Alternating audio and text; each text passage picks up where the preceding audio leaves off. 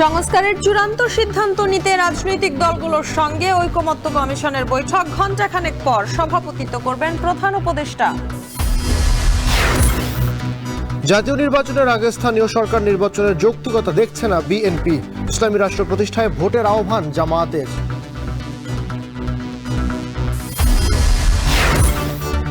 আওয়ামী লীগকে ক্ষমতায় রাখতে আন্তর্জাতিক ষড়যন্ত্র, পিলখানা হত্যাকাণ্ড, অ্যাটর্নি জেনারেল খুনিকে আশ্রয় দিয়ে মুখোমুখি প্রতিবেশী রাষ্ট্র। এবং আশুলিয়া গ্যাস সিলিন্ডার লিকেজে বিস্ফোরণে দগ্ধ 11, জাতীয় বার্ন ইনস্টিটিউটে ভর্তি শিশুসহ অন্তত 5 জনের অবস্থা গুরুতর।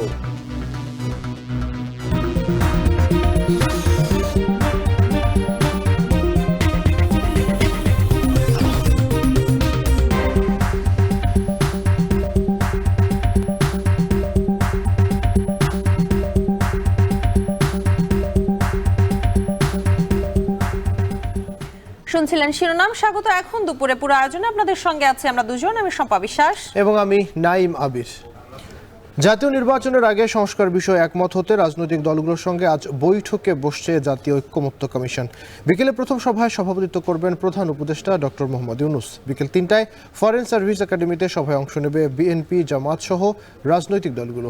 মির্জা ফখরুলের নেতৃত্বে বিএনপির 7 সদস্যের প্রতিনিধি দল এবং মিয়া গোলাম পরওয়ারের নেতৃত্বে জামায়াতের 5 সদস্যের প্রতিনিধি দল বৈঠকে অংশ নেবেন। পরবর্তীতে ধারাবাহিকভাবে আলোচনা ও বৈঠক করবে 6 মাস মেয়াদী এই কমিশন। প্রধান উপদেষ্টার নেতৃত্বে কমিশনের অন্য সদস্যরা হলেন প্রধান 6টি সংস্কার কমিশনের চেয়ারম্যান। বৈঠকে নির্বাচনকে সামনে রেখে পুলিশ, জনপ্রশাসন, নির্বাচন ব্যবস্থা সহ বিভিন্ন সংস্কারের সুপারিশ গ্রহণে ঐকমত্য তৈরিতে আলোচনা হবে রাজনৈতিক দল এবং শক্তিগুলোর সঙ্গে।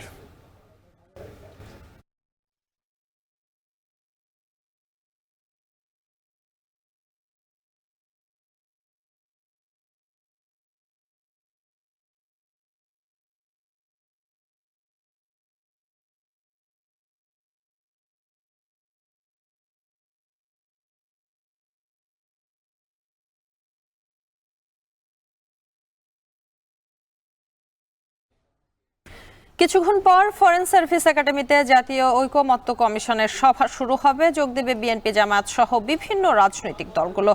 এই মুহূর্তে ফরেন সার্ভিস একাডেমির বাইরে আছেন আমাদের 2 সহকর্মী বেলায়েত হোসাইন এবং রকিবুল রাহাত। চলে যাচ্ছি তাদের কাছে।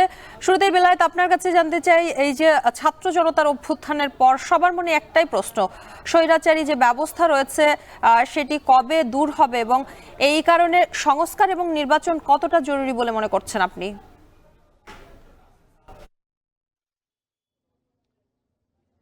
শম্পা, ঠিক বিকাল 3টার দিকে জাতীয় ঐকমত্য কমিশনের সভা শুরু হবে। এই সভায় সভাপতিত্ব করবেন অন্তর্বর্তী সরকারের প্রধান উপদেষ্টা ডক্টর মোহাম্মদ ইউনূস এবং এখানে যোগ দেবেন 6টি সংস্কার কমিশনের প্রধানরা, একই সঙ্গে সেই সংস্কার কমিশনগুলোর সদস্যরা, পাশাপাশি বিএনপির পক্ষ থেকে 7 সদস্যের প্রতিনিধি দল, যে প্রতিনিধি দলের নেতৃত্ব দেবেন বিএনপির মহাসচিব মির্জা ফখরুল ইসলাম আলমগীর, এবং জামায়াতের প্রতিনিধি দলের সদস্য থাকবেন 5 জন, সেখানে নেতৃত্ব দেবেন দলের সেক্রেটারি জেনারেল মিয়া গোলাম পরওয়ার। সব মিলিয়ে বলতে পারি যে আসলে নানাভাবেই যে 5 তারিখের পরে দেশের রাজনৈতিক অঙ্গনে নানা অনৈক্যের সুর আমরা দেখতে পাচ্ছি, সেই অনৈক্যকে কিভাবে ঐক্যমতের মধ্যে নিয়ে আসা যায় সে বিষয়ে আজকে আলোচনা হবে, বিশেষ করে নির্বাচন প্রসঙ্গে, সংস্কার প্রসঙ্গে। জানেন যে 6টি সংস্কার কমিশনেরকে এখানে ডাকা হয়েছে। তারা যেই সুপারিশ দিয়েছে সেই সুপারিশগুলোর আলোকেই রাজনৈতিক দলগুলোর সঙ্গে আলোচনা করবে। আমরা সেই বিষয়ে আজকে সারাদিনই দেখার চেষ্টা করব যে আসলে তারা কি আলোচনা করে। আমি একটু আমার সহকর্মী রকিবুল রাহাতকে ডেকে নিচ্ছি। রাহাত, আজকে যে মূলত বৈঠক হবে জাতীয় ঐকমত্য কমিশন, এই ঐকমত্য কমিশনের প্রধানের দায়িত্ব অন্তর্বর্তী সরকারের প্রধান উপদেষ্টা তিনি নিজেই নিয়েছেন। সেখানে আজকে প্রথম সভায় 6টি সংস্কার কমিশনের প্রস্তাবনা নিয়ে আলোচনা হবে আমরা যতটুকু জেনেছি। কি কি প্রস্তাবনাগুলো যদি আরেকবার আমাদের দর্শকদের উদ্দেশ্যে আমরা একটু মনে করিয়ে দিতে চাই। বেলায়েত, সেক্ষেত্রে আমি যদি বলি তাহলে প্রধানত এর আগে যে 5টি কমিশন তাদের সংস্কার প্রস্তাবনা দিয়েছিল, তার মধ্যে কিন্তু নির্বাচন কমিশনের যে প্রস্তাবটি রয়েছে সেই নির্বাচন কমিশনের প্রস্তাবগুলো নিয়ে আমরা দেখেছি যে নানান দিকে নানান আলোচনা হয়েছে। বিশেষ করে 2বারের বেশি কেউ প্রধানমন্ত্রী হতে পারবেন না এবং একই সঙ্গে সংসদে যে দ্বিকক্ষ বিশিষ্ট সংসদ পার্লামেন্ট করার কথা বলেছেন, সেই বিষয়গুলো নিয়ে কিন্তু আমরা দেখছি যে মানুষের মধ্যে বেশ কথাবার্তা হচ্ছে। এছাড়া কিন্তু জনপ্রশাসনের যে সংস্কার কমিশন হয়েছে সেখানে বলা হয়েছে যে আবার সেই প্রাদেশিক সরকারে ফেরত যাওয়া, অর্থাৎ বিভাগীয় যে সরকার সরকার ব্যবস্থা এখন আমাদের রয়েছে বা যে কাঠামোটি রয়েছে সেই কাঠামোটি যেন আবার সেই 4টি প্রদেশে ভাগ করে যেন নতুন করে করা হয় সেই বিষয়টি নিয়েও কিন্তু আমরা দেখছি যে জনমনে মূলত প্রশ্ন রয়েছে এবং সেই বিষয়গুলো নিয়েও আলোচনা করা যেতে পারে। এবং একই সঙ্গে আমরা কিন্তু দেখেছি যে ইতিমধ্যে সংস্কার কমিশনগুলো যে প্রস্তাবনা দিয়েছে তার মধ্যে কিন্তু রাজনৈতিক দলগুলো ইতিমধ্যে বেশ কয়েকটি রাজনৈতিক দল কিছু সংস্কার প্রস্তাবে কিন্তু তারা আপত্তি জানিয়েছেন। সেই বিষয়গুলোরই হয়তো বা এই জায়গাটিতে আজকের যে বৈঠক রয়েছে, যেহেতু দুটি বড় দল বিএনপি এবং জামায়াত ইসলামী আসছে এবং আরও দু একটি রাজনৈতিক দল আসছে, তাদের ঐক্যমত্যটা সেখানে কিভাবে পৌঁছাবে সেই বিষয়টি হয়তো বা এই বৈঠকের প্রধান বিষয়বস্তু হতে যাচ্ছে। বিশেষ করে এই মুহূর্তে বাংলাদেশের রাজনৈতিক অঙ্গনে সবচেয়ে বড় বিতর্ক যেটি, সবচেয়ে বড় অনৈক্য যেটি, একদিকে বিএনপি বলছে যত দ্রুত সম্ভব নির্বাচন দিতে হবে, অন্যদিকে জামাতের পক্ষ থেকে আমরা দেখছি যে তারা বলছে যে সংস্কার ছাড়া কোনো নির্বাচন দেওয়া যাবে না।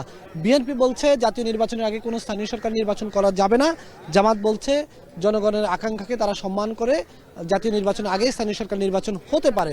এই যে নানা ধরনের বিষয়গুলো নিয়ে আমরা দেখছি এই মুহূর্তে রাজনীতির মাঠে প্রধান যে দুটি দল আছে বিএনপি এবং জামাত, দুই দলের মধ্যেই এরই মধ্যে আমরা ঐক্যের অনৈক্য আমরা দেখতে পাচ্ছি, বিভিন্ন বিষয়ে মত দ্বিমত আমরা দেখতে পাচ্ছি। এই বিষয়গুলো নিয়ে কতটা আলোচনা হবে, যেখানে ক্ষমতার ভারসাম্যের কথা বলা হয়েছে সংস্কার প্রস্তাবনায়, যিনি প্রধানমন্ত্রী হবেন তিনি একই সঙ্গে প্রধানমন্ত্রী কিংবা দলীয় প্রধান থাকতে পারবেন না, রাষ্ট্রপতির ক্ষমতা বাড়ানোর কথা বলা হয়েছে, প্রধানমন্ত্রীর ক্ষমতা কমানোর কথা বলা হয়েছে, দ্বিকক্ষ বিশিষ্ট সংসদের কথা যেটি আপনি বললেন, আবার আনুপাতিক প্রতিনিধিত্বের কথা প্রস্তাবনা এসেছে। বিএনপি কোনোভাবেই সেই প্রস্তাবের মধ্যে একমত না, কিন্তু জামাত সেটাতে একমত পোষণ করেছে। এই বিষয়গুলোতে আজকে কি মনে করছেন যে কতটা ঐক্যমত এই যে মুখোমুখি অবস্থানে থাকবে আজকে তারা, কি ধরনের আলোচনা হতে পারে? বেলায় 5ই আগস্টের পরেই কিন্তু আমরা দেখেছি যে প্রথমে রাষ্ট্রপতির সঙ্গে রাজনৈতিক দলগুলো বৈঠকে বসলেন এবং তারপর কিন্তু প্রধান উপদেষ্টার সঙ্গে নানান বিষয় ইতিমধ্যেই 3টির বেশি বৈঠক কিন্তু হয়েছে এবং সেখানে কিন্তু বৈঠকের পরে বারবারই আমরা দেখেছি তাতে উপদেষ্টা যারা বর্তমানে দায়িত্ব পালন করছেন তাদের দিক থেকেও একটি কথা সবসময় বলা হচ্ছিল যে রাজনৈতিক দলগুলো যেন একটি ঐক্যমত্যে পৌঁছায়, না হলে কিন্তু 5ই আগস্টে যে প্রতিফলনে ফ্যাসিস্টদের তাড়ানো হয়েছে সেই প্রতিফলন বাস্তবায়ন করা হবে না। সেক্ষেত্রে কিন্তু আমরা দেখছিলাম যে সবসময়ই যারা প্রধান উপদেষ্টার কার্যালয় বা তাদের পক্ষ থেকে কিন্তু সবসময় বলা হচ্ছিল যে যেন রাজনৈতিক দলগুলো একটি ঐক্যমতে পৌঁছায়। সেক্ষেত্রে আপনি বেশ কয়েকটি পয়েন্ট উপস্থাপন করলেন যেই জায়গাগুলোতে কিন্তু আমরা ইতিমধ্যে দ্বিমত দেখছি। সেই বিষয়টি নিয়ে হয়তোবা প্রধান উপদেষ্টা আজকে যেহেতু বৈঠকে বসছেন তিনি হয়তোবা এই বিষয়গুলো নিয়ে কথা বলবেন। তবে বিএনপির পক্ষ থেকে যেগুলো বলা হচ্ছে তারা কেন স্থানীয় সরকার নির্বাচন আগে চান না এবং জামাত কেন সংখ্যানুপাতিক হারে প্রতিনিধিত্ব চান, সেই বিষয়গুলো তারা এই আজকের বৈঠকে খোলসা করতে পারবেন বলেই কিন্তু আশা করছি। ধন্যবাদ রাহাত। অর্থাৎ আজকের বৈঠকে মূলত বাংলাদেশের রাজনীতির ভবিষ্যৎ কোন দিকে যাচ্ছে, বাংলাদেশের রাজনীতি কোন দিকে মোড় নেবে, ভবিষ্যৎ বাংলাদেশের শেষ পরিণতিটা কোন দিকে যাচ্ছে, সেটার এক ধরনের সুরাহা আজকের বৈঠক থেকেই হওয়া শুরু করছে। এখন গোটা বাংলাদেশ আসলে এই বৈঠকের দিকে তাকিয়ে আছে যে রাজনৈতিক দলগুলোকে কতটা একই টেবিলে এনে একই সুরে কথা বলাতে পারেন ডক্টর মোহাম্মদ ইউনূস, সেই অপেক্ষা আমরাও করছি। এই ছিল এখনকার মতো, পরবর্তীতে আরো জানিয়ে দেওয়ার চেষ্টা করব। শম্পা,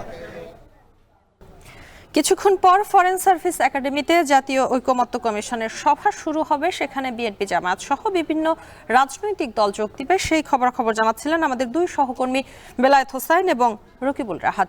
এদিকে রাজনীতির মাঠে জাতীয় ও স্থানীয় নির্বাচন আয়োজন যখন মুখোমুখি অবস্থানে, তখন বিএনপির সিনিয়র যুগ্ম মহাসচিব রুহুল কবির রিজভী মন্তব্য করলেন, সংসদ নির্বাচনের মতো মূল কাজ বাদ দিয়ে সরকার অন্য কাজে গুরুত্ব দিলে তা গ্রহণযোগ্য হবে না।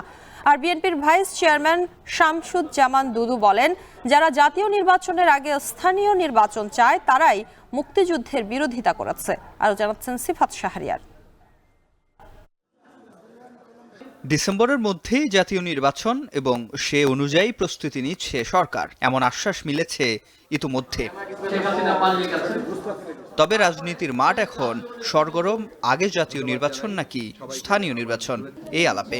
এ নিয়ে প্রতিদিনই যুক্তি ও পাল্টা যুক্তি দিচ্ছে দলগুলো। আমাদের উপরে তারা কিন্তু আধিপত্য বিস্তার। চলমান ইস্যু নিয়ে শনিবার সকালে রাজধানীর আগারগাঁওয়ে রোড টু ইলেকশন শীর্ষক গোলটেবিল আলোচনায় বিএনপির সিনিয়র যুগ্ম মহাসচিব রুহুল কবির রিজভী বলেন, সংসদ নির্বাচনের মতো মূল কাজ বাদ দিয়ে সরকার যদি অন্য কাজে গুরুত্ব দেয় তাহলে তা গ্রহণযোগ্য হবে না। জাতীয় সংসদ নির্বাচন, যে নির্বাচনের মাধ্যমে একটি সরকারের পরিবর্তন হয়, এখন সেটি সেই মূল কাজটা বাদ দিয়ে আমরা যদি সাবসিডির কাজগুলো এটা যদি আমরা প্রথমেই শুরু করে দেই, তো তাহলে এটা মানে কত গ্রহণযোগ্য হবে, এটা এটা হতে পারে না এই জিনিসটা। কারণ মানে পূর্বের অনেকে উদাহরণ দেয়, পূর্বের উদাহরণ আর ডক্টর ইউনূস সাহেবের এই সরকারের উদাহরণ তো এক হওয়ার কথা না, সেটা এক হবে কেন? নির্বাচন নিয়ে রিজভির সাথে সুর মেলালেন বিএনপি চেয়ারপারসনের উপদেষ্টা সৈয়দ মোয়াজ্জেম হোসেন আলাল। প্রেস ক্লাবে অন্য এক আলোচনায় বলেন, জাতীয় নির্বাচনের আগে স্থানীয় নির্বাচনের যৌক্তিকতা নেই। দেখলাম বৈষম্য বিরোধী আন্দোলনের নেতারা তারা এই তিনটি দলের আদলে তাদের দল এবং ভবিষ্যৎ কর্মসূচি নির্ধারণের জন্য পরিকল্পনা করছে। এই মাটিতে লালিত পালিত হয়েছে, তাদের কাছে বিদেশি নেতাদের মতবাদটা এত জনপ্রিয় হলো কেন?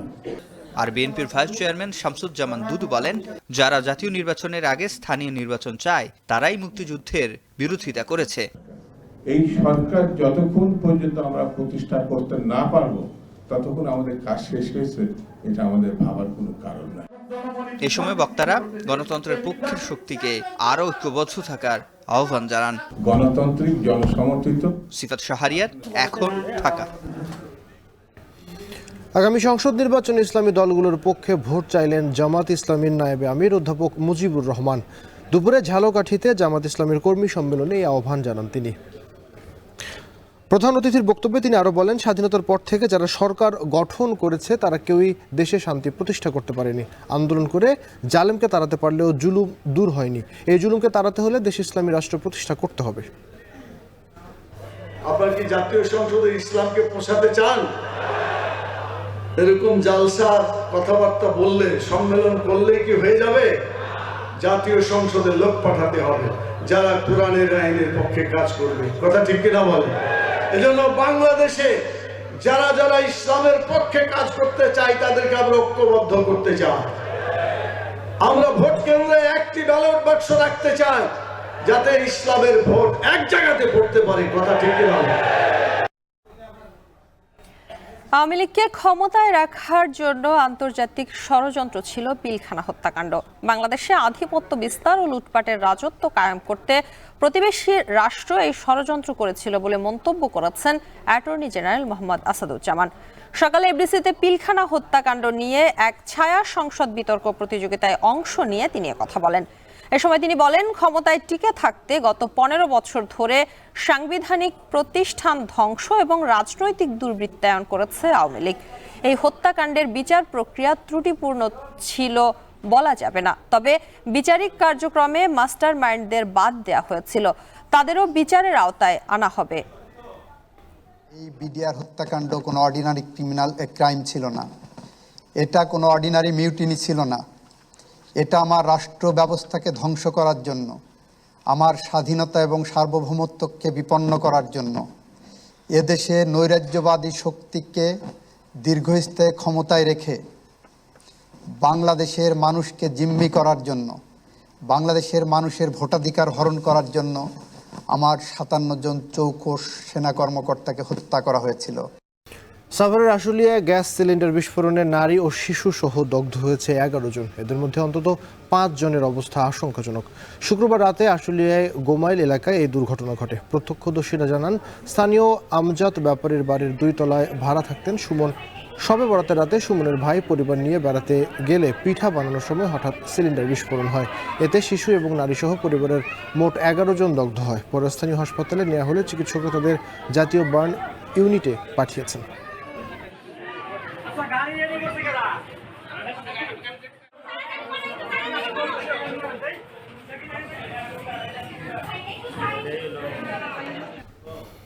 এ বিষয়ে আরও বিস্তারিত জানতে চাই এই মুহূর্তে জাতীয় burn and plastic surgery institute থেকে যুক্ত হয়েছেন সহকর্মী জাভেদ আব্দুল্লাহ। জাভেদ, শিশু সহ যারা আশঙ্কাজনক অবস্থায় এখানে ভর্তি হয়েছেন তাদের সম্পর্কে চিকিৎসকরা কি বলছেন, তাদের শারীরিক অবস্থা এখন কেমন?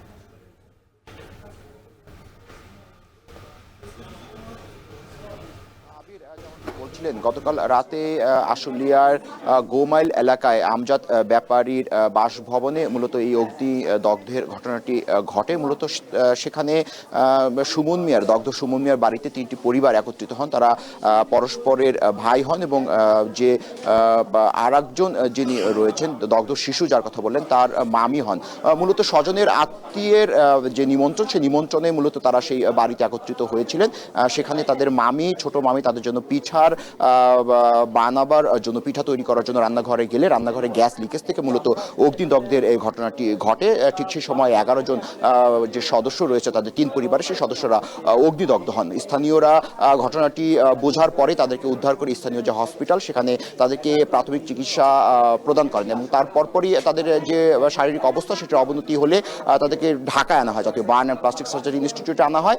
এখানে আনার পরে মূলত গতকাল রাত থেকেই কিন্তু তাদেরকে নিবিড় পর্যবেক্ষণে রাখা হয়েছে। আমরা স্বজনের সঙ্গে কথা বলার সুযোগ হয়েছিল। স্বজন আমাদেরকে জানিয়েছে যে চিকিৎসক এবং চিকিৎসা সেবার কিছুটা সংকট রয়েছে, মূলত সরকারি ছুটি থাকার কারণে চিকিৎসকের উপস্থিতি কিছুটা কম বলে কিন্তু এই নিয়ে মিশ্র প্রতিক্রিয়া ব্যক্ত করেছেন স্বজনরা। কিন্তু এই বিষয়টি একেবারে উড়িয়ে দিয়ে জাতীয় বার্ন অ্যান্ড প্লাস্টিক সার্জারি ইনস্টিটিউটের যে যুগ্ম পরিচালক রয়েছেন মারুফুল ইসলাম ও অন্য আরেকজন আবাসিক সার্জন, তারা বলেছে যে চিকিৎসার কোনো সংকট নেই, সর্বোচ্চ চিকিৎসা সেবা দেওয়া হচ্ছে এবং এর মধ্যে 11 জনের মধ্যে, আপনার দ্বিতীয় যে প্রশ্নটি, 11 জনের মধ্যে একজনকে আইসিইউতে নেওয়া হয়েছে, বাকি যে 2 জন তাদেরকে অপারেশন থিয়েটারে এর মধ্যে নিয়েছে। আমরা এখানে উপস্থিত থাকা অবস্থায় সেই বিষয়টি দেখেছি।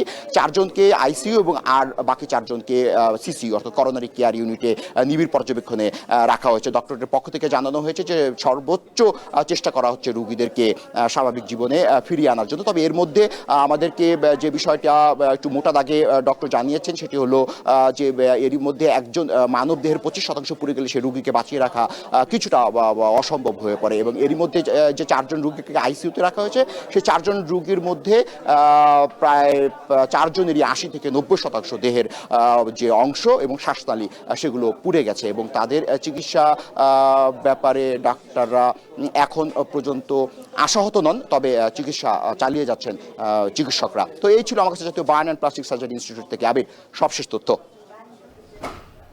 সাভারের আশুলিয়া গ্যাস সিলিন্ডার বিস্ফোরণে একই পরিবারের নারী এবং শিশু সহ মোট 11 জন দগ্ধ হয়েছে। তাদের শারীরিক অবস্থা সবশেষ খবর জানছিলাম। সাভারের পাশাপাশি ঢাকা মাওয়া এক্সপ্রেসওয়েতে আজ একটি দুর্ঘটনা ঘটেছে, এবারে সেই প্রসঙ্গ। ঢাকা মাওয়া এক্সপ্রেসওয়েতে 3 গাড়ির মধ্যে সংঘর্ষ হয়েছে, এতে অন্তত 5 জন আহত হয়েছেন। সড়ক দুর্ঘটনার বিষয়ে জানাতে এই মুহূর্তে ঘটনাস্থল থেকে যুক্ত হচ্ছেন সহকর্মী আসিফ ইকবাল খান। চলে যাচ্ছি তার কাছে। আসিফ, জানাবেন 3 গাড়ির মধ্যে কিভাবে এই সংঘর্ষ হলো এবং আহতরা এই মুহূর্তে কোথায় আছেন, তাদের চিকিৎসা সহ অন্যান্য বিস্তারিত বিষয়াদি জানাবেন। শম্পা, এই দুর্ঘটনার সূত্রপাত সকাল 9টার দিকে ঢাকা মাওয়া এক্সপ্রেসওয়ের নিমতলা এলাকায় কিন্তু এই দুর্ঘটনাটি ঘটে। দুর্ঘটনা আসলে গ্রিন ঢাকা পরিবহনের একটি গাড়িকে আসলে পিছন থেকে সুরভি পরিবহনের একটি বাস কিন্তু ধাক্কা দেয়। এই দুর্ঘটনাটি এবং এই ধাক্কা দেওয়ার ফলে গ্রিন ঢাকা পরিবহনের যে বাসটি আছে সেটি এখানে হাইওয়েতে রক্ষণাবেক্ষণের কাজে নিয়োজিত একটি পেট্রোল গাড়িকে ধাক্কা দেয়। তো এই যে ত্রিমুখী গাড়ির সংঘর্ষ, এতে কিন্তু সুরভি পরিবহনে থাকা যাত্রীরা বেশি আহত হয়েছেন। এখানে সুরভি পরিবহনের আমরা যতটুকু জানতে পেরেছি 4 থেকে 5 জন যাত্রী আহত হয়েছেন। কিছুক্ষণ আগে আমরা এখানে এক্সপ্রেসওয়ের হাসারা থানা, এক্সপ্রেসওয়ের এখানে অবস্থিত, সেই হাসারা থানার যিনি ওসি আছেন আব্দুল কাদের জিলানি, তার সাথে কথা বলেছি। তিনি যেটি বলছিলেন যে সকাল 9টার দিকে যখন এই দুর্ঘটনাটি ঘটে তখন এই গাড়িতে, সুরভি পরিবহনের গাড়িতে থাকা 4-5 জন আহত হন এবং তাদেরকে কিন্তু স্থানীয় যে হাসপাতালগুলো আছে সেখানেই নেওয়া হয়েছে। গুরুতর কেউ আহত না হলেও কিন্তু এই দুর্ঘটনাটি যখন ঘটে তখন কিন্তু এই এক্সপ্রেসওয়ে কিছুক্ষণ কিন্তু যান চলাচল বন্ধ হয়ে যায়। আর এই পরিবহন, সুরভি পরিবহনের যে গাড়িটি যেটি ধাক্কা দেয় গ্রিন ঢাকা পরিবহনকে, সেই গ্রিন ঢাকা পরিবহনের সামনে কিন্তু এখানের এই হাইওয়ে রক্ষণাবেক্ষণের কাজে নিয়োজিত কিন্তু পেট্রোল একটি গাড়ি ছিল, সেই গাড়িটিও কিন্তু আমরা দেখেছি ক্ষতিগ্রস্ত হয়েছে। মোটামুটি আসলে এই 3টি গাড়ি এখানে সবচেয়ে বেশি ক্ষতিগ্রস্ত হয়েছে। আর যারা এখানে আহতর কথা বলছি 4 থেকে 5 জন, কেউ কেউ বলছেন আরেকটু বেশিও হতে পারে। তো এই যারা আহত হয়েছে তারা কিন্তু আসলে এই স্থানীয় যে হাসপাতাল, আশেপাশে যে হাসপাতালগুলো আছে সেখানেই চিকিৎসা নিচ্ছেন এবং তাদের মধ্যে কেউ এখন পর্যন্ত গুরুতর আহত বা সংকটাপূর্ণ অবস্থায় আছেন সেরকম কিন্তু কোনো তথ্য আমরা এখনো পর্যন্ত জানতে পারিনি। আমাদের সহকর্মীর ক্যামেরায় আমরা কিন্তু দুর্ঘটনাগ্রস্ত যেই সুরভি পরিবহনটি আছে সেই গাড়িটি কিন্তু আমরা দেখানোর চেষ্টা করছি। গাড়িটির সামনের অংশ কিন্তু আসলে একেবারেই দুমড়ে মুচড়ে গেছে, যেহেতু গাড়িটির সামনে পিছন থেকে ধাক্কা দিয়েছে গ্রিন ঢাকা যে পরিবহনটি আছে সেটি আমরা আমাদের সহকর্মীর মাধ্যমে দেখাতে চেষ্টা চেষ্টা করছি যে গাড়িটির সামনের অংশটি আসলে দুমড়ে মুচড়ে গেছে। তো এই দুর্ঘটনায় সৌরভী পরিবহনেরই 4 থেকে 5 জন, জিলানি যিনি এই হাসারা থানার ওসি তিনি আমাদের যেটি জানিয়েছেন 4 থেকে 5 জন আহত হয়েছে এবং সবাই কিন্তু আসলে গুরুতর কোনো আহতের ঘটনা কিন্তু হয়নি। তারা সবাই প্রাথমিক চিকিৎসা নিচ্ছেন এবং আশেপাশের হাসপাতালগুলোতেই কিন্তু তারা আছেন। এখানে দুর্ঘটনা স্থলে কিন্তু একটু সামনে কিন্তু গ্রিন ঢাকা পরিবহনটিও আছে, সেটিও আসলে পিছনের দিকটা একটু দুমড়ে মুচড়ে গেছে। সকালবেলা যখন দুর্ঘটনাটি ঘটে তখন কিন্তু কিছুটা যান চলাচলে কিছুটা বিঘ্ন ঘটে, কিন্তু এখন কিন্তু আমরা দেখছি হাইওয়ের পরিস্থিতি স্বাভাবিক আছে এবং দুর্ঘটনা কবলিত গাড়ি দুটিকেই কিন্তু হাসারা থানার সামনে এনে রাখা হয়েছে এবং পরবর্তী ব্যবস্থা এখান থেকে নেওয়া হবে বলে জানিয়েছেন হাসারা থানার যিনি কর্মকর্তা আছেন তিনি। তো এইখানকার দুর্ঘটনা থেকে স্থান থেকে এই ছিল আমার কাছে সর্বশেষ। শম্পা। দুপুরে জুলাই আন্দোলনে মুমূর্ষু অচেনা যুবককে বাঁচাতে গিয়ে গুলিবিদ্ধ পারভিন অবশেষে আলো ফিরে পেলেন চোখে। তার চোখে সফলভাবে প্রতিস্থাপন করা হয়েছে কর্নিয়া। তার এবং যাত্রাবাড়ির 18 জুলাইয়ের ভয়াল স্মৃতি এখনও পর্যন্ত তাকে নিয়মিতই পুড়ে মারছে। এবং একই সাথে যদি বলি যে 6 মাসে জাতীয় চক্ষু বিজ্ঞান এবং ভিশন আই হসপিটালে 4 জনের চোখে বিনামূল্যে কর্নিয়া প্রতিস্থাপন করা হলেও অপেক্ষমান রয়েছে আরও 40 জন। এদিকে চক্ষু বিজ্ঞান ইনস্টিটিউটের তথ্য বলছে চোখে আঘাতপ্রাপ্তদের প্রায় 70% ভুগছেন মানসিক অস্থিরতায়। মুজাহিদ শুভ জানাবেন বিস্তারিত।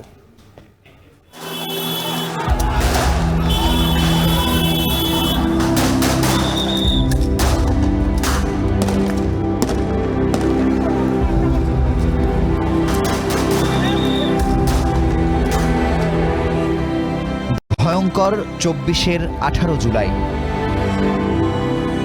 যাত্রাবাড়িতে গুলিবিদ্ধ নিহতদের রক্তাক্ত স্তূপের মধ্যে আটকে পড়া মুমূর্ষের হাতের ইশারায় ছুটে গিয়েছিলেন নারী শ্রমিক পারভিন।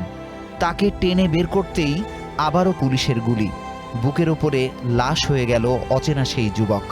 ততক্ষণে একটি গুলি চোখ ভেদ করে পারভিনের কর্নিয়ায় আঘাত হানে। বাম চোখে অন্ধকার নেমে আসে পারভিনের।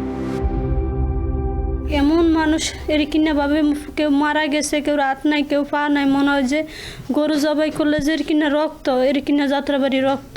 এরপরে একটা ছাত্র পুরা শৈলে আহত, এত মানুষের মধ্যে দিয়ে লড়িয়া উঠছে। পরে আমি দৌড়াই গেছি, উঠে ইয়ানে যেন খারাপ করলাম, দৌড়াইয়া পুলিশগুলো ওই পাড়াতে বাইরে আইসে। সমানে ওরে গুলি করা লইছে, ওর শরীরের রক্ত সব ছিটা ছিটা আমার গায়ে। ওই স্যারাটা আমার কোলে ইয়ানেই মারা গেছে গায়ে।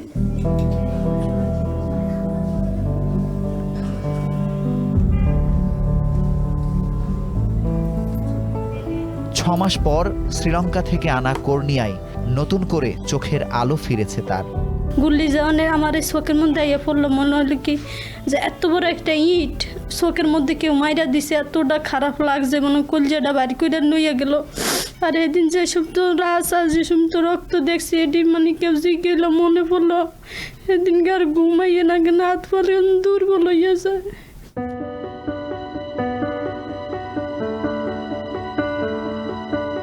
বরিশালে গুলিবিদ্ধ হয়ে ডান চোখের দৃষ্টি হারিয়েছিল তরিকুলও। আন্তর্জাতিক সংস্থা federation of Islamic medical association ও যুক্তরাষ্ট্র প্রবাসী হাফিজুর রহমানের সহযোগিতায় শ্রীলঙ্কা থেকে আনা 2টি কর্নিয়া পারভিন ও তরিকুলের চোখে প্রতিস্থাপন করা হয়। বিনামূল্যে পাওয়া কর্নিয়া প্রতিস্থাপনের সম্পূর্ণ ব্যয়ভার বহন করেছে ভিশন আই হাসপাতাল। ইউএসের এক আঙ্কেলের সাথে কথা হয়, মোহাম্মদ হাফিজুর রহমান। তো ওনার জারি আর কি আমি এই হসপিটালে আসি, ওনাদের সাথে যোগাযোগ হয়, ওনার মাধ্যমে আর কি কর্নিয়া ট্রান্সপ্লান্ট হয় আল্লাহর রহমতে। আন্দোলনে আহত কর্নিয়া গ্রহীতাদের ধানমন্ডির ভীষণ আই হাসপাতালে যোগাযোগের আহ্বান জানানো হয়েছে। তবে প্রথম 2টি বিনামূল্যে করে দিলেও পরবর্তী প্রতিস্থাপনের ব্যয় বহন করতে দাতব্য সংস্থা বা যে কোনো হৃদয়বানের সহযোগিতা চেয়েছে হাসপাতালের ব্যবস্থাপনা পরিচালক। যে কেউ যদি আমাদের কাছে নাম লিখে দেয়, নাম জানাতে চায় যে হ্যাঁ আমরাই পরবর্তী কর্নিয়া যাদের লাগবে, কারণ অন্তত একজন রোগীর দায়িত্ব আমি নিব, আমাদের তালিকাভুক্ত থাকলো। রোগী এবং এই ব্যক্তি সরাসরি ব্যক্তিগত যোগাযোগ করুক, এটাই আমরা চাই। জাতীয় চক্ষু বিজ্ঞান ইনস্টিটিউটের তথ্য বলছে আন্দোলনে সারা দেশে গুলিবিদ্ধ হয়ে এক চোখের আলো হারিয়েছেন 5 শতাধিক। 50-এর বেশি 2 চোখের আলো হারালেও একেবারে কিছুই দেখতে পান না প্রায় 20 জন। চোখে আঘাতপ্রাপ্তদের প্রায় 70% মানসিক অস্থিরতায় ভুগছেন। বিশেষজ্ঞরা বলছেন, আঘাত পাবার 2 সপ্তাহ পরেও যারা চোখের সঠিক চিকিৎসা পাননি তারাই সবচেয়ে বেশি ক্ষতিগ্রস্ত হয়েছেন। যে কোনো মেটাল প্লেটের ধাক্কা এটা চোখ সহ্য করতে পারে না এবং এটা কম্পাউন্ড ইনজুরি হয় আসলে। অধিকাংশ ক্ষেত্রেই যে গুলি এটা বের করা যায় না, এটা একদম চোখের পিছনে চলে যায় এবং দৃষ্টিশক্তি অধিকাংশ ক্ষেত্রেই এটা স্থায়ীভাবে ড্যামেজ হয়ে যায়। জাতীয় চক্ষু বিজ্ঞান ইনস্টিটিউটে প্রথম দফায় নেপাল থেকে কর্নিয়া এনে আহতদের 2 জনের চোখে সফলভাবে প্রতিস্থাপন করা হয়। আন্দোলনে চোখে আঘাতপ্রাপ্ত প্রায় 1100 জনের মধ্যে প্রায় 70 জনের কর্নিয়া ব্যাপকভাবে ক্ষতিগ্রস্ত হওয়ায় অন্তত 40 জনের একান্তভাবে কর্নিয়া প্রতিস্থাপন প্রয়োজন। কিন্তু দেশে কর্নিয়া না থাকায় দীর্ঘ 6 মাসে মাত্র 4 জনের কর্নিয়া প্রতিস্থাপন সফলভাবে সম্পন্ন হয়েছে। শেষবারের ন্যায় শ্রীলঙ্কা থেকে কর্নিয়া এনে বাকিদের কর্নিয়া প্রতিস্থাপনের চেষ্টা চালিয়ে যাচ্ছে ভীষণ আই হাসপাতাল। মুজাহিদ শুভ, এখন, ঢাকা। টঙ্গীর তুরাগ তীরে চলছে বিশ্ব ইজতেমার 2য় দিন। ইবাদত বন্দেগি, জিকির আজগার এবং দেশ বিদেশের শীর্ষ আলেমদের বয়ানে মুখরিত ইজতেমার ময়দান। ধর্মপ্রাণ মুসল্লিদের পদচারণায় পুরো এলাকা পরিণত হয়েছে ধর্মনগরীতে। এ বিষয়ে বিস্তারিত জানাতে এই মুহূর্তে যুক্ত হচ্ছেন সহকর্মী ইফতেখার রায়হান। ইফতেখার, ইজতেমায় এই মুহূর্তে কি আনুষ্ঠানিকতা চলছে জানাবেন?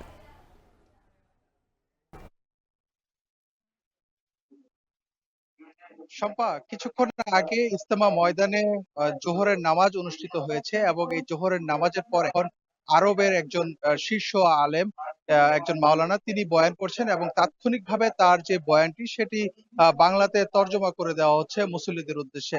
এবং আজকে সকাল থেকেই মূলত যে নিজামুদ্দিন অনুসারীদের যে 2য় দিনের যে ইজতেমার আনুষ্ঠানিকতা সেটি শুরু হয়েছে। সকালে বাদ ফজর আম বয়ান করেন মাওলানা সাদ কান্দলবির ছোট ছেলে মাওলানা ইলিয়াস বিন সাদ এবং সকালবেলায় তার বয়ানের মধ্যে দিয়ে কিন্তু পুরো ইজতেমার যে 2য় দিনের আনুষ্ঠানিকতা সেটি কিন্তু শুরু হয়েছে। এরপরে আমরা দেখেছি যে সকাল 9টা বা 10টা থেকে খিত্তায় তালিম হয়েছে, তাশকিল হয়েছে এবং ঈমান, আমল এবং আখলাকের বিষয়ে কিন্তু বিভিন্ন ধরনের যে ধর্মীয় যে বয়ানগুলো সেগুলো কিন্তু হয়েছে মুসল্লিদের উদ্দেশ্যে। এবং আজকে বিকেলে আসরের নামাজের পর একটি ইজতেমার যে রেওয়াজ অনুযায়ী যৌতুকবিহীন বিয়ের যে একটি রেওয়াজ রয়েছে সেটি অনুষ্ঠিত হবে এবং বাদ মাগরিব ইজতেমা ময়দানে বয়ান করার কথা রয়েছে মাওলানা সাদ কান্দলবির যিনি বড় ছেলে মাওলানা ইউসুফ বিন সাদ।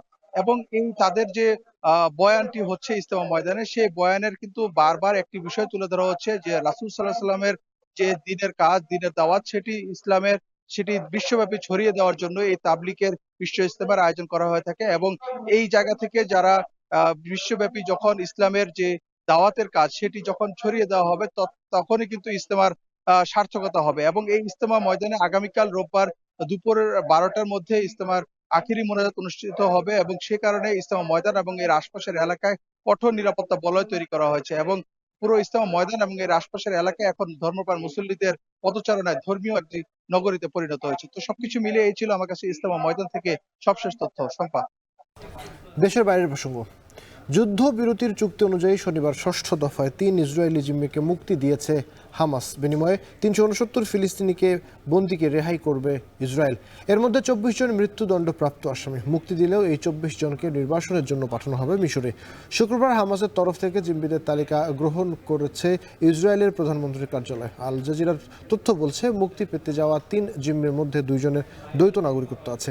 এদের একজন ইসরায়েলি আমেরিকান এবং অপরজন ইসরায়েলি রাশিয়ান। এদিকে যুদ্ধবিরতির 2য় ধাপ নিয়ে আলোচনার বিষয়ে আগ্রহ প্রকাশ করেছে হামাস ও ইসলামিক জিহাদ। যুক্তরাষ্ট্রে একদিনেই চাকরি হারিয়েছেন 9,500 সরকারি কর্মকর্তা। শুক্রবার রয়টার্সের প্রতিবেদনে বলা হয়, 1 বছরেরও কম সময় যাদের চাকরির বয়স তাদেরকে এই তালিকার শুরুতে রাখা হয়েছে। এছাড়া যে কোনো সময় চাকরি হারানোর ঝুঁকিতে আছেন ডিপার্টমেন্ট অফ হোমল্যান্ড সিকিউরিটিজ অন্তত 400 কর্মকর্তা। সিবিএস নিউজ জানায়, প্রেসিডেন্ট ট্রাম্পের নেতৃত্বে উপদেষ্টা ইলন মাস্ক এই কর্মী ছাঁটাই অভিযান শুরু করেছেন। গৃহায়ন, জ্বালানি, কৃষি, স্বাস্থ্য, মানবাধিকার বাদ যাচ্ছে না কোনো সরকারি দপ্তর। চাকরিচ্যুত কর্মীরা অভিযোগ করেছেন, দেশের সরকার তাদের সাথে বিশ্বাসঘাতকতা করেছে। ট্রাম্পের নতুন শাসন আমলে ডিপার্টমেন্ট অব গভর্নমেন্ট এফিসিয়েন্সি দপ্তরের উপদেষ্টা পদে নিয়োগ পান ধনকুবের ইলন মাস্ক। তাকে দেওয়া হয় সরকারি ব্যয় কমানোর দায়িত্ব।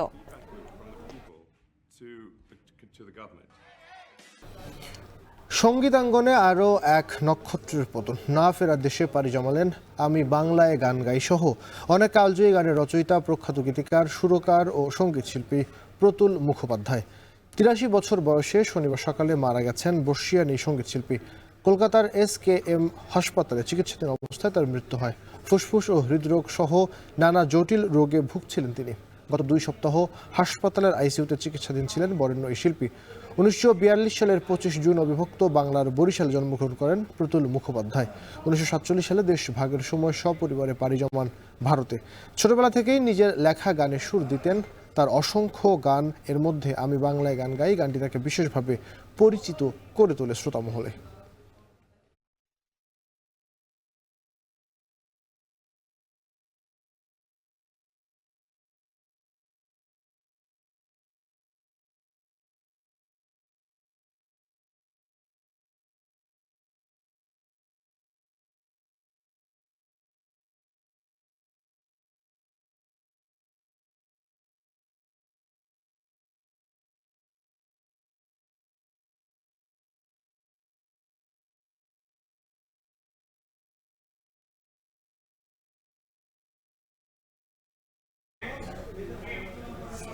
আবির, আমরা আজকে এখন দুপুরে নানা বিষয় নিয়ে আলোচনা করছিলাম। তার মধ্যে কিন্তু এই যে কিছুক্ষণ পরে যে বৈঠকটি হওয়ার কথা রয়েছে, বিভিন্ন রাজনৈতিক দল সেখানে প্রধান উপদেষ্টা থাকবেন এবং বিভিন্ন রাজনৈতিক দল যোগ দেবেন, সেটা কিন্তু মূল খবর ছিল।